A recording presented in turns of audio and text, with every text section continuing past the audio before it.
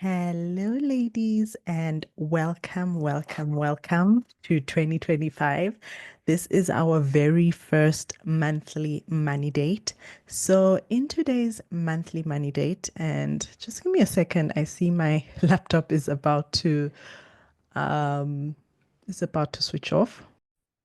Okay, so I'm back. So, as I was saying, in today's money date. This is going to be different to our typical monthly reviews because it's the start of a new year, so fresh beginnings. It's a really great opportunity to really reflect. And before you even go into the details of budgeting, which I wouldn't even recommend you do until probably towards the end of this month, give yourself time to do this reflection exercise properly.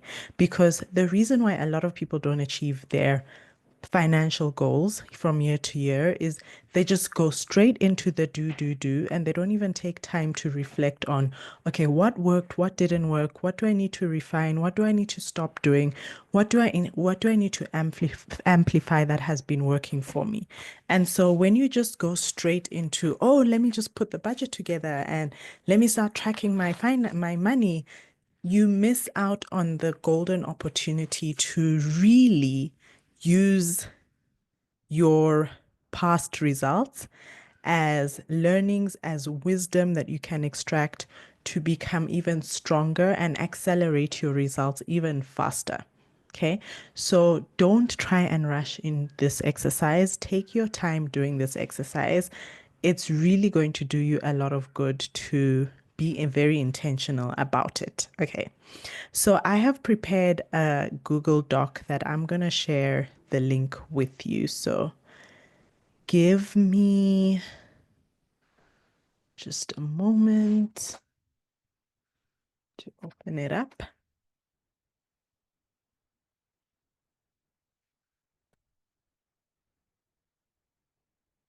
Okay, and make sure you save your own copy or you download, because if you don't, you are going to find yourself in not actually being able to save your work. Okay, so please make sure you do that for yourself before you continue doing the actual exercise.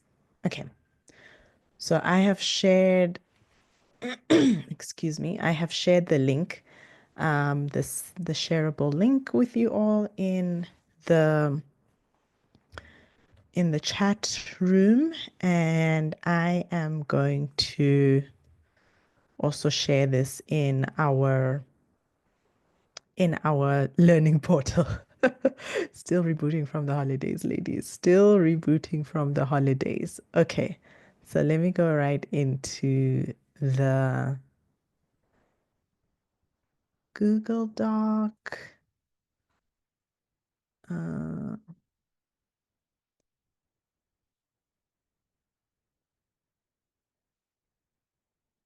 okay, so for some reason it's not showing all the windows that okay, now it is there.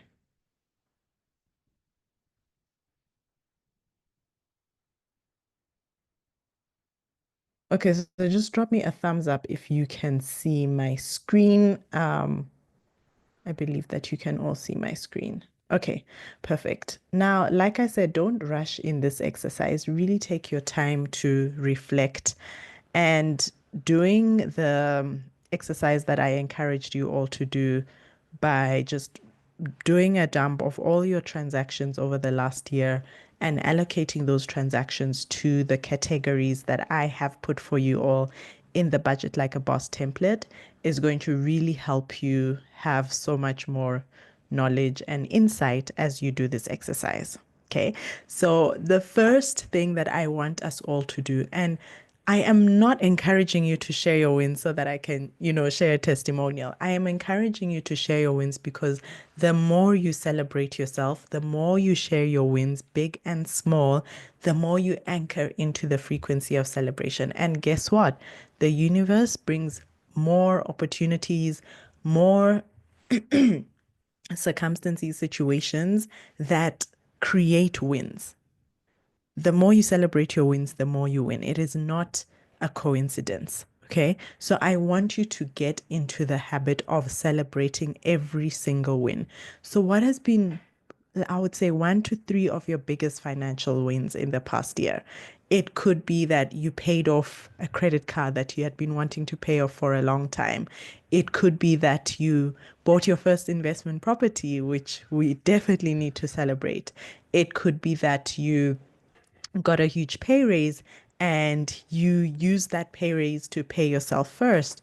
It could be that you've been consistently saving every single month or every single week, or I've even seen people talk about saving every single day and creating automated transfers to get yourself into the habit of saving, of not using all your money, but saving your money, because saving creates the opportunity for you to make those investments. Okay. So take a moment to really, and you can even pause this video, take a moment to really celebrate yourself for your achievements in the past year. And then which financial habits or mindsets served you well? Which ones held you back, right? So these could be beliefs, fears, assumptions, and sometimes fears can be fuel to the fire, right? Sometimes when you realize you have this fear that you don't want to be in poverty or you don't want to be in the paycheck to paycheck cycle, it can fuel your resolve to get yourself out of it. All right. So I want you to list all of those good and bad. And for me, I think one of the biggest mindset shifts that I really had to make in last year was embracing the power of debt to create wealth, to create passive income. No one else in my family was doing this. No one else in my family has patterned or, embodied it so that I can learn from them. And so it has had to be something that I have had to intentionally do very intentionally in my financial life and face those fears head on, because in last year I bought 3 investment properties and all of them were on debt. And there were times that I would be up at night worrying, was I going to be able to pay? Was the rent going to be enough? And, for 2 of them, because, I signed them up during a very difficult time in my family where I was away, taking care of one of my family members. For 2 months, those properties were not making money because I was not able to set them up on time for them to make money. And that was a really difficult period because it's almost like I was manifesting the fears that I had, and I had to really break that cycle, right? To turn things around and be in a position now where I can celebrate passive income months. It's been the 4th month running, um, celebrating passive income months of 3, 4, $5,000, being able to fully pay all the mortgages, being able to pay myself from my rental property investments, and being able to also see appreciation and increase in the value of those properties. So these are things that no matter what level of net worth you are going to bump into new levels of fears, new beliefs that you didn't even know you had, and you're going to need to face them head on. Okay. And then what's the one unexpected financial challenge you faced last year? How did you handle it? What are some of your wisdom lessons from it? Is there maybe something that came up that was unexpected, that cost you a lot? Perhaps you had to take out of your overflow fund or your cash reserve to be able to pay for it. Was there maybe there was even unexpected income that you earned, right? And how did you use that income to further fuel and grow your wealth? What are some of the lessons you've learned from it, right? Always extract the lessons. And if there's one thing I have learned from my coaches, seeing them when they are in the trenches of a challenge, you would never, never even know. But when they get on the other side and they share the wisdom, you're like, wow, now I realize who I need to be. Because you can't allow these challenges to affect your energy, to affect your resolve from day to day. Otherwise, you won't create big results, right? So everyone experiences these challenges. It's how you navigate around them, and it's who you are being, and because who you are being will dictate the decisions that you make, right, in the trenches of those challenges. What is one thing you've learned about yourself and your relationship with money? So, for me, if there's something that I learned about my spending habits, for example, I learned that I love spending on other people, not as much on myself. And I had to create this safety space for me to spend on myself without feeling resentful, without feeling like I don't deserve it. And this is something that I didn't realize until I started tracking my money, and also until I started paying very close attention to what the close people around me were saying around my money habits.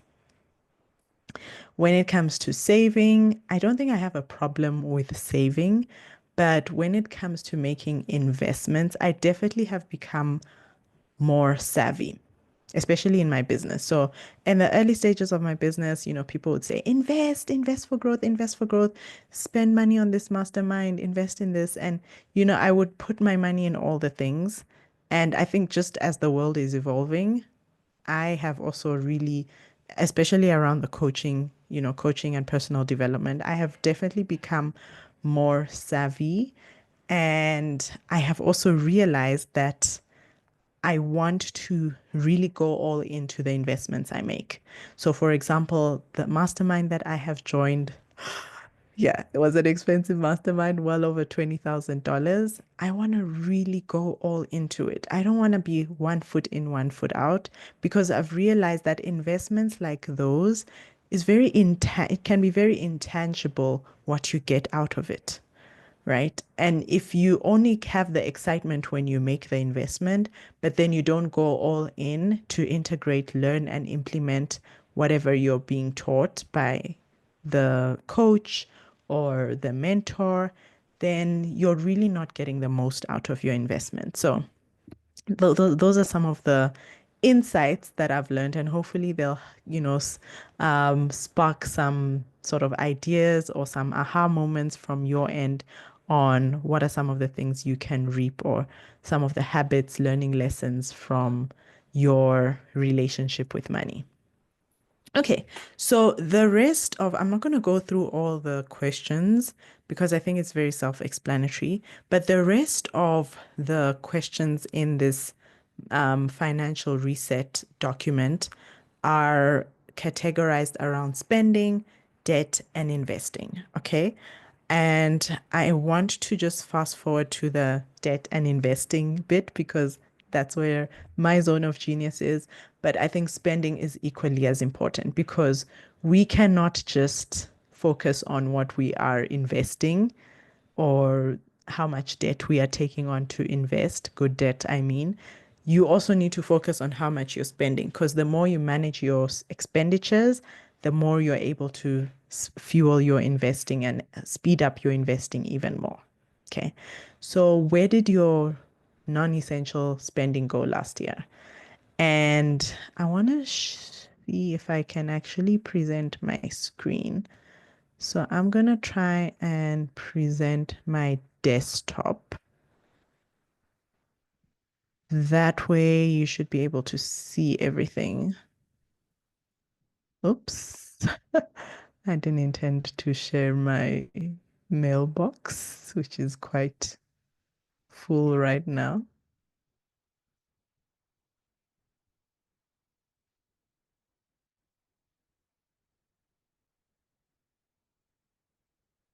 Um, okay, so let me know if you can see my budget like a boss template. So this is my budget like a boss template for 2024. And as you can see, all my transactions for the year are in here.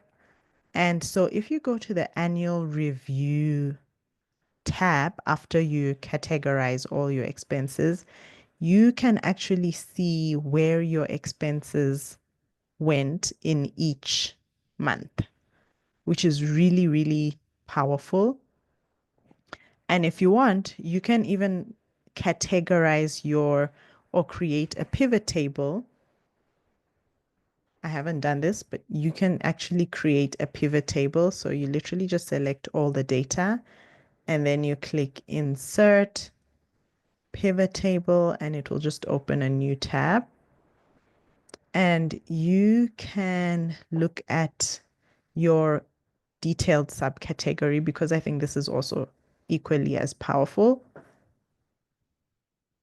right? And you can start to see, I know I haven't split it by month, but you can start to see where has your spending gone.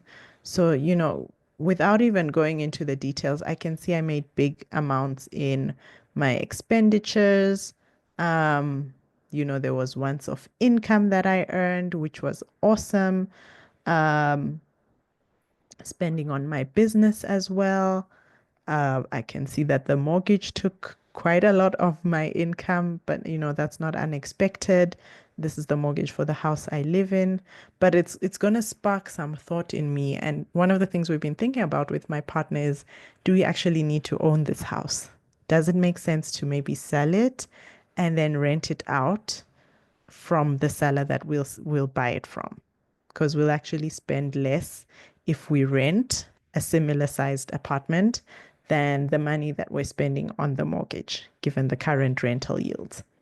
So this also helps you really, it just gives you a good snapshot of, okay, where has my money gone? So for me, something else that is very important to me is travel, right? Exploration, new experiences. But as you can see, and this is probably not reflective, but my holiday costs are not as high as, for example, my clothing costs. And so this is where you can start to look at whether your spending is aligned with your values. So if you don't know what your values are or you haven't done a values exercise of late, I want you to first think about what are your top three values, right? For example, if one of your values is family, did you give to family? Did you spend time with them? Did you create new experiences with them? If one of your values is travel and, freedom and exploring new places, did you actually travel, right? Did you spend in alignment with that value? And the things that are not in alignment with that value, you then need to ask yourself, okay, I've spent so much on makeup, but this is not in alignment with one of my key values, which is travel and freedom, which is family, right? And this is how you can start to be so much more intentional with your spending rather than just, oh, I'm going on a spending cut spree, right? You would rather spend intentionally on the things that are in alignment with your values. So that's what the spending questions are all about. And where did you feel you wasted money or didn't get enough value? Oh my goodness. One of the things I know I got zero value from, and I'm working on forgiving myself for this, is paying an interior designer for one of my apartments. And if you see the deliverable that I got, you will understand why for me this was such, it really felt like a ripoff, to be honest. Um, and, I really want to encourage you all to not, don't beat yourself up. Don't beat yourself up for any expenses you incurred or, spending decisions you made that really did not add value to you or you feel like you wasted. Everyone makes those mistakes. The most important thing is you extract the wisdom and you think of, okay, what am I going to do this year to make sure that either I delay my spending decision or I go back to my values and assess whether they're in alignment with my values. Or maybe you need to do a bit more research and consulting, especially if it's a big, expense, like the interior designing amount that I spent. I probably should have consulted before I did that because if I consulted with some of the groups that I'm in where there are other Airbnb owners, I probably would not have ended up spending that amount of money. Okay. So learning lessons, but extract the wisdom also. And if you could redirect some of your spending from last year to another area, what would that be and why? Right? So, what habit or system do you need to implement right now to be more intentional on spending in alignment with your values? What is one thing you did last year to manage your spending? And what is one habit that you'll stop that sabotaged your budget or spending plans? So for me, one of the things that I am really, really intentional about this year is daily tracking. And not just tracking my income, but daily tracking of my expenses. Every single expense I incur, I track it. Right. So I have like 7 bank accounts. Again, I probably need to consolidate my bank accounts, but I track every single transaction on each of those bank accounts. And it's so much easier when you do it on a daily basis. It is mundane. It's not the most exciting thing to do, but it has helped me to be so much more alert with where my money is going, how my money is being spent, and whether I am happy with the daily decisions, the micro decisions I'm making around my money. Okay, so let's go to the investing and the debt questions because I think these are where I'm really excited to share these with you. But first of all, I want you to celebrate whatever amount of savings you put aside, celebrate yourself for that. Even if you ended up using those savings, celebrate yourself for that because you had the intention and you followed it up with action. And then what strategies did you use to stay consistent? So, what has really worked well? Whether it is certain habits. So, for example, for me, one of the habits that work really well is every Monday there is an automated transfer to one of my savings accounts, which I then sweep into an investment, a high yield investment account at the end of each quarter. And just seeing that notification every Monday go through is just a reminder for me that this is where I'm going, this is the woman I'm becoming. So could it be systems or environment, even the people you surround yourself with that really helped you and encouraged you to work and increase your savings? Did you start or adjust any investment accounts or portfolios last year? So did you make any changes to your decisions or how much you were going to put into different investment activities and why? And knowing what you know now, would you change those decisions? Were they the right decisions? And ladies, sometimes you will not have all the hardcore data and facts to know for sure if a decision was the right decision.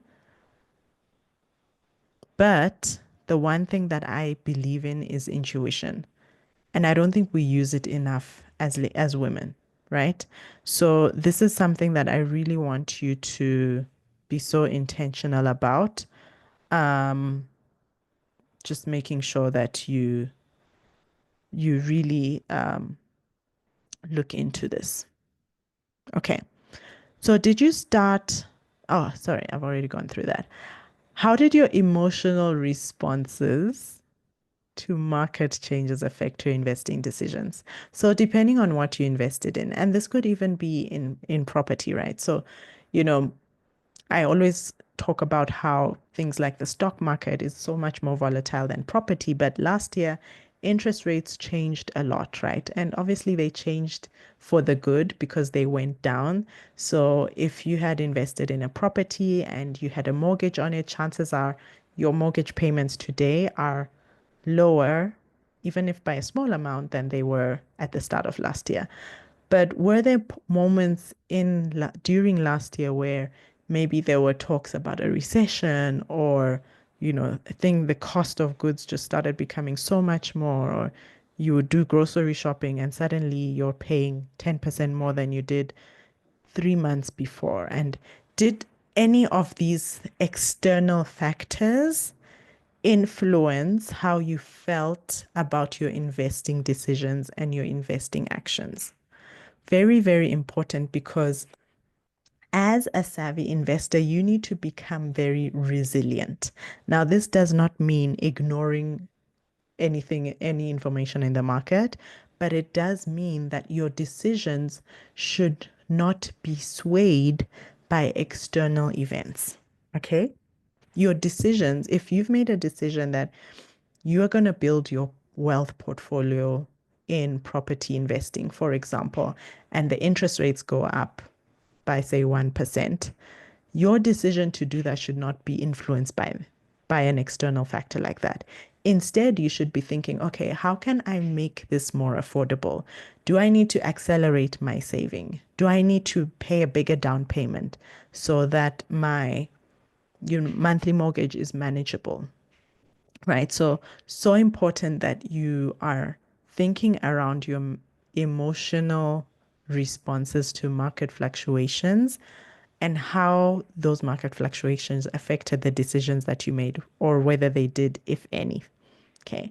And what you can do differently in this year going forward. How can you regulate your emotions better so that you are not making decisions because of external market factors, right? And your decisions are more grounded in this is actually my plan, right? Because there are always ways to pivot. There will always be external market circumstances, fluctuations, changes, and you always have a choice on whether you're going to pivot, find a way to make this work, as opposed to, oh, okay, I'm just changing my mind. Okay. And then where can you refine your investing and saving strategy to get better results? So, for example, you can go back and look at how each of your investments performed. And maybe there's one that really stood out, right? So, this is something that I want to do this week. So, some of my investments are in index traded funds. And so I know that there's some new funds that I invested in last year, like the MSCI. And I want to have a look at how those have done versus the other funds that I invested in before, right? And this might seem so trivial, but even a 1% difference can make a huge difference over a 1 year period. Okay. So think about whether there are certain investments where you maybe need to increase the contributions, or maybe slow down on them, or perhaps even just diversify into something else. Although I'm big on just having one high risk investment and one low risk investment. Like that's it. You do not need to diversify into 7 different things. And then a quick action for you. So these quick actions are meant for you to take action like this, right? They're not meant for you to overthink it. I want you to get into the habit of taking action quickly and taking time to change your decisions. Like people who make a lot of money have mastered the art of taking action very fast. Okay. So how much do you want to invest this year? What type of investments do you want to make? And what is one action you can take after this call to make progress towards your goal? So if you want to invest in a property investment, one action you can take after this call is actually go and look at available property listings in your area. You can pick up the phone and call your banker and ask them, actually, what do I qualify for if I wanted to get a mortgage on a property investment? So don't overthink this. Take the action and take the action daily. And I would love for you to share with us. Feel free to share what's coming up for you. What are some of the actions you're committed to taking this year as you do this exercise? Okay, so lastly on debt, celebrate first. How much did you pay off in your debt repayments? And this is good debt, bad debt, right? All of it counts. How much did you pay off? Because even as you're paying off good debt, let's say debt mortgage that you took to buy a property investment, the more you pay it off, the more you are building equity, right? Because now you owe less on that property and you own more of it. So celebrate it either way. And then what was your debt repayment strategy? So I did an entire training on this, and I think it was one of the Wealth Expansion bi-weekly calls. But if you go into the portal, you'll definitely find it there. And I talked about different debt repayment strategies. Um, and the main ones are, the debt snowball, where you start with the smallest and then you build up and you continue. That helps you get momentum. Or you start with the most expensive one, regardless of how much it is, which is debt avalanche. well, not intuitively, but technically, it makes the most sense to start with the most expensive because that's the one that's costing you the most. But some people feel more energized when they see that they've ticked off this paying of this debt and it's gone, and then they can go to the next one. And obviously, however much you are using from your income to pay off a debt that is now not there anymore, use that money.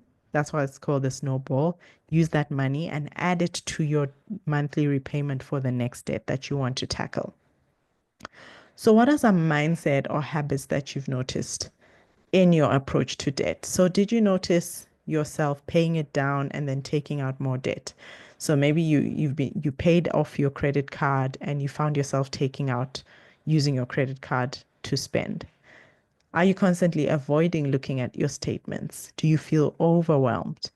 I want you to tap into these feelings, which might feel negative, but they're really going to help you craft a solid strategy this year going forward so that when you do feel those things or when those habits or behaviors get triggered, you already have a plan that you have already thought of. You're not thinking of it in the moment. You've already thought of it and you're just activating the plan. Okay. So similarly to um, the overview that we did, what mindset or habits did you notice in your approach to debt? Right. So make sure that you also pay attention to your feelings around debt, all of your debt. And in the quick action, one of the steps is for you to actually list down your debt. And you can actually go through each of these questions for each of the debt amounts. Okay. What obstacles did you face in paying down your debt? So, where can you build better resilience or lean into accountability? So, perhaps, just correcting that typo, perhaps you really had a strong intention to pay off this credit card, but it just didn't, you just had to keep going back to it. Does that mean that perhaps your budget needs to be relooked? Does that mean that you maybe need to go back to your spending and look at where are you not spending according to your values? Where is your spending not aligned with your value system? Does that mean that you maybe need to even just create a system around your spending so that when the money in that specific account is over, like there you can't spend anymore?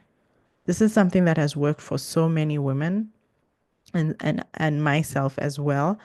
And you can try it out for yourself. So set up a new account. Maybe it's connected to your current account where all your income comes in, and move your money for your fixed expenses and your non-essential expenses over there.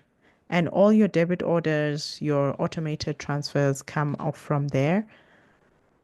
And when the money in that account is finished, it's finished. There's no going to the credit card. And try it literally for 3 months and see how that works out for you. Right? You've got to throw everything at it. You can't just assume that things will get better if you're not taking action, especially if you're not refining the kind of action you're taking. Okay, and lastly, did you take on any new debt? And was it for the right reasons, or was it good debt, or was it bad debt? Was it aligned with your goals? Was it necessary?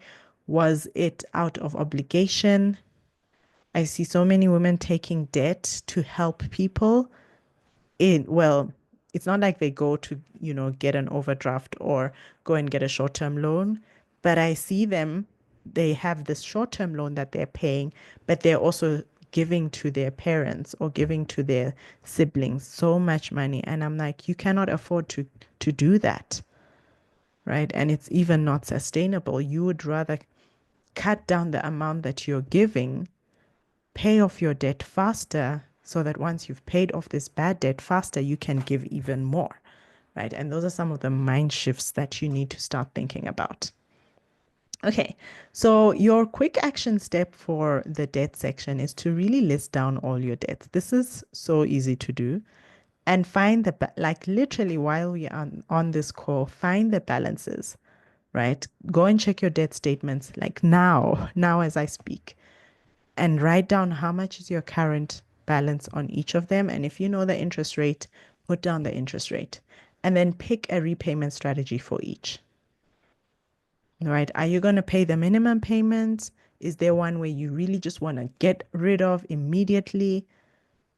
Do you want to follow the debt avalanche process where you start off with the most expensive to the least, or do you want to use the debt snowball process?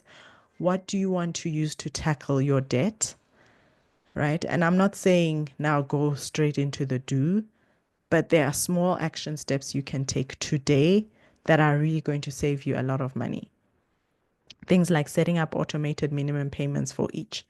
Instead of having to manually pay them, you can save yourself a lot in accrued interest, which is what banks or financiers charge you if you pay late, or even late payment penalties. So setting up automated minimum payments for each can be really, really useful and efficient, and it takes out the decision making. So it reduces the decision making fatigue because you've already set up the automated payments. That's already been done, right? And whatever is left after you've paid those payments and paid yourself first is what you have to spend. Okay. So really your budget should be based on what's remaining after you do those two things, as opposed to let me first put my budget together and then I'll see how much I have to pay off my debt, right? You need to be prioritizing your minimum debt repayments because again, legally you are obligated to pay those minimum payments and paying yourself first because that's how you're going to create wealth. And then right now, because you've also been looking at your spending, identify one expense like right now that you can eliminate and immediately redirect towards your highest priority debt. So right now, while we are on this call, just looking at your annual review, go back and look at all your categories. Which one do you feel, okay, I can definitely just remove this. This is not in alignment with my value system.